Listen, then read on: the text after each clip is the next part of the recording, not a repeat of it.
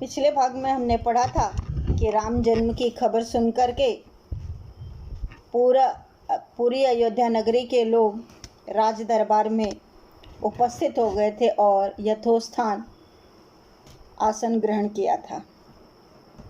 खूब ठसाठस भर गया दशरथ का दरबार, अधिकारी बैठे सब निज निज पद अनुसार। महाराज दृश्य यह देख देख मन फूले नहीं समाते थे, ऊंचे कर कर के हाथ उन्हें बंदी जन विरद बुलाते थे। महाराज आपके रघुकुल में उपजे कुल कमल दिवाकर हैं, हम तुम और पुरजन परिवासी कृत्य जिन्हें सब पाकर हैं। देख कर अपनी विशेष आज्ञा भंडार कोष गृह खुलवाए, हाथी घोड़े अरु गाय वत्स बहुदान याचकों ने पाए।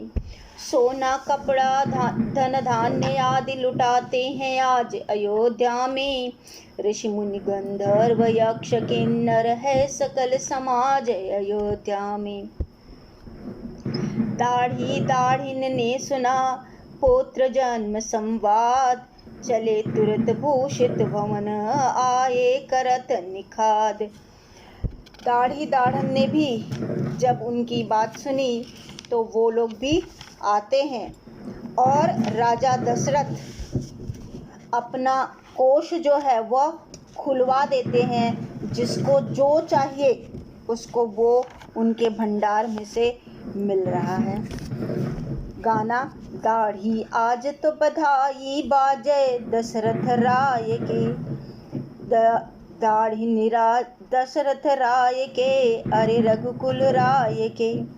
आज बहुत दिनंते हमने लिए देवी देव मनाए के, मनोकामना अब भई पूरन इतने दिन में आई के।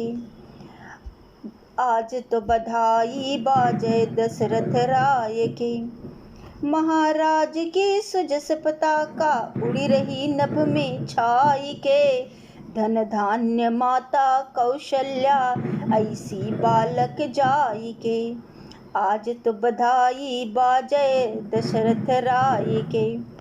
ब्रह्मा विष्णु महेश हमारी टेर सुनो चितलाई के, चिरंजीव में दशरथ के लाल कुल को नाम बढ़ाई के। आज तो बधाई बाजे दशरथ राय के, महाराज में सूर्यवंश को दाढ़ी गाय बजाए के। सदा रहूं संतुष्ट आपसे मन मांगा धन पाई के, आज तो बधाई बाजे दशरथ राय के। दाढ़ी दाढ़ी नाच के करी करी ताल बधान, मुँह मांग्यो धन पाई के चले करत गुणगान। यहाँ पर ये राधेश्याम जी ने अपना लिखा हुआ गाना जो है यहाँ पे उन्होंने इसको सम्मिलित किया है और अपने अनुसार दशरथ और कौशल्या की बड़ाई की है। फिर कैकेयी के गर्भ से प्रकट हुआ सुत एक, जने सुमित्रा पुत्र दो अति सुंदर प्रत्येक। इसके पश्चात महारानी कैकेयी ने भी एक पुत्र को जन्म दिया और महारानी सुमित्रा के गर्भ से भी 2 पुत्रों का जन्म हुआ और प्रत्येक पुत्र बहुत ही सुंदर थे। झट महाराज ने दूत भेज कुल गुरु वशिष्ठ को बुलवाया, आज्ञाकारी वह दूत शीघ्र गुरुवर को लेकर के आया। गुरुवर को देख निकट आए दशरथ ने शीघ्र प्रणाम किया, श्री चरण पिया चरणामृत को सब विधि मुनि को आराम दिया। फिर विनय पूर्वक कहा अहो फल मिला कृपा का आज मुझे, सुतचार प्राप्त हो गए आपकी सेवा से महाराज मुझे। बतलाओ नाथ दया करके शुभ लग्न मुहूर्त कैसे हैं, समझाओ श्री गुरुदेव तनिक उनके ग्रह लक्षण कैसे हैं। उसके जाने के पश्चात और 3 राजकुमारों का जन्म होता है। और यह जानने के पश्चात महाराज दशरथ जी वशिष्ठ जी को निमंत्रण भेजते हैं और उनके आने के पश्चात उनके पैर छूकर चरणामृत ग्रहण करते हैं और उनसे पूछते हैं कि बताइए कि बच्चों का जन्म कौन से मुहूर्त में हुआ है, उनके ग्रह लक्षण कैसे हैं। रखिए सोच विचार कर इन चारों के नाम, 2 आशीष जिससे प्रभु चिरजीवे सुखधाम। सोच विचार करके इनके नाम रखिए और ऐसा आशीर्वाद दीजिए कि चारों धाम में इनकी कीर्ति फैली रहे। तब गुरु वशिष्ठ ने यथारीति शुभ नामकरण संस्कार किया, गुण धर्म रीति पावन कर राजान से प्रकट विचार किया। राजन तेरे ये चारों सुत चारों जीवन के दाता हैं अंश सहित भगवत स्वरूप जगती तल के निर्माता हैं। वैसे हैं नाम अनेकों ही जब गुण अनुमान लगाता हूँ, लेकिन अपनी मति से राजन मैं इनको नाम बताता हूँ। जो सुख राशि आनंद सिंधु सी करते लोक सपासी हैं, सुखधाम राम है नाम नृपति जग व्यापक घट घट वासी हैं। वशिष्ठ जी कहते हैं, हे राजा, आपके चारों पुत्र तो वेदों के निचोड़ हैं।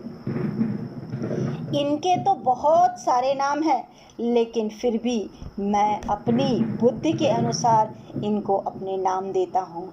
तो जो सुख के आनंद के समुद्र हैं, खान है, तीनों लोकों के स्वामी हैं, उनका नाम राम है। जो जग के पालन करता है, जो शील सिंधु सब गुण का कर है, विष्णु स्वरूप वही राजन है, नाम भरत नटवर नागर। और जग के पालन करता में शील सिंधु, जिनका स्वभाव जो है वो समुद्र के समान है, विष्णु स्वरूप राम के जो सबसे प्रिय हैं, जग व्यापक घट घट वासी हैं, उनका नाम भरत नटवर नागर है। जो नीति निपुण लघु बालक है, शत्रुघ्न नामधारी वह, जिसके सुमिरन ऋतुनाश होय भक्तों के सुखकारी हैं।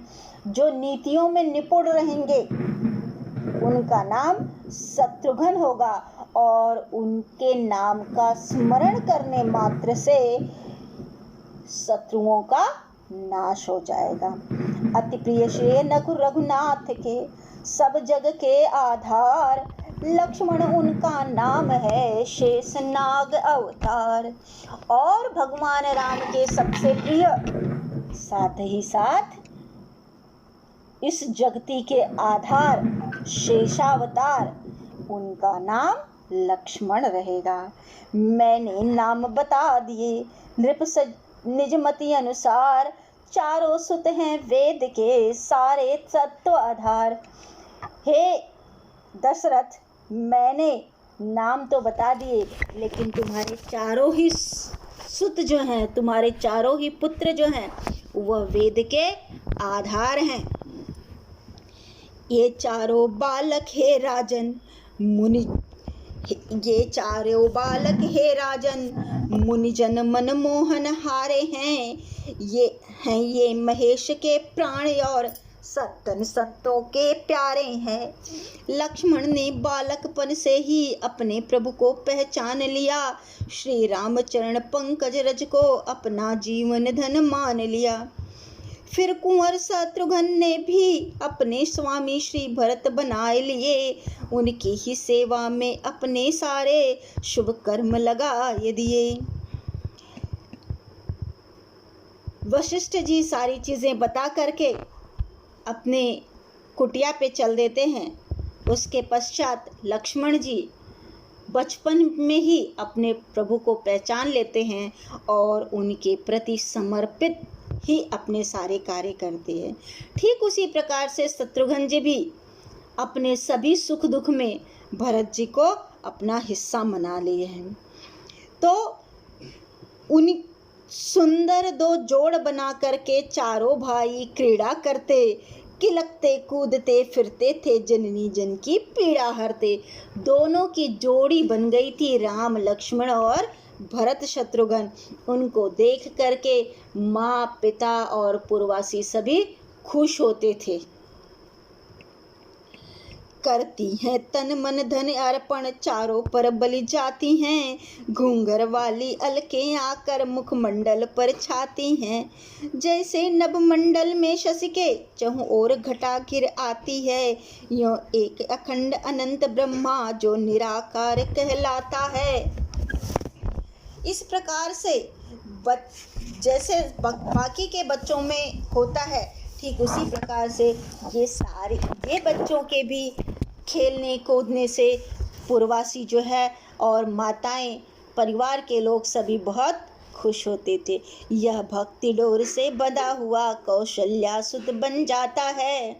इस प्रकार से यहाँ पे राधे श्याम जी ने बताया है कि किस प्रकार से भगवान जी भक्ति भाव में बंध करके कौशल्या के पुत्र के रूप में जन्म ले चुके हैं। आज के लिए यहाँ पर विराम लेते हैं, आगे अगले भाग में जारी रखें।